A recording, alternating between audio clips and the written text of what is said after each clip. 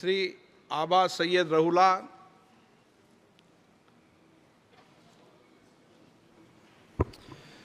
जनाब स्पीकर साहब, मैं आपको जम्मू कश्मीर नेशनल कॉन्फ्रेंस की तरफ से स्पीकर मुंतखब होने पे मुबारकबाद पेश करता हूँ और आपसे ये गुजारिश है कि आज के बाद आप ना बीजेपी है, न कांग्रेस है, न समाजवादी है।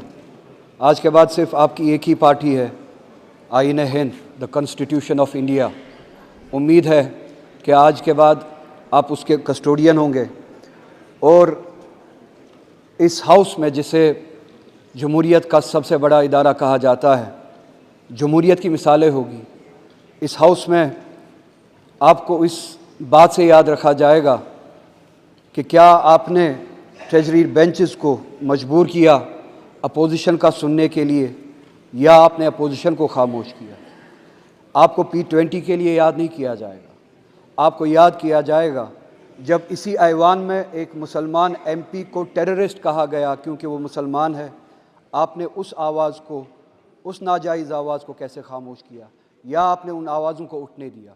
अगर एक MP जो चुना हुआ नुमाइंदा होता है, अगर उसको इस हाउस में, जमहूरियत के बड़े इदारे में टेररिस्ट कहा जा सकता है, तो उन मुसलमानों को सड़कों पे भी टेररिस्ट कहा जा सकता होगा।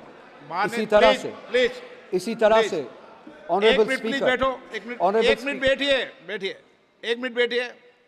माननीय सदस्यगण, ये सदन का पहला दिन है। आप बोलते समय क्या टिप्पणी कर रहे हैं उसका ध्यान रखो। अभी कार्यकाल को देखो, उसके बाद टिप्पणी करो। बात कर रहा हूँ मैं, ये गुजारिश करूँगा, सबसे बड़ा इदारा है जमहूरियत का, यहाँ पे ऐसी मिसाल नहीं होनी चाहिए थी। और आप उसके कस्टोडियन थे जब 370 की बिल 1 मिनट में लाई गई और आधे घंटे में पास की गई। आधे घंटे में पास की गई। प्लीज बैठिए। आप रहिए, इनको ज्ञान नहीं है। उस पर 9.5 घंटे तक डिबेट हुई थी। चलो बैठे, चलिए। ओके।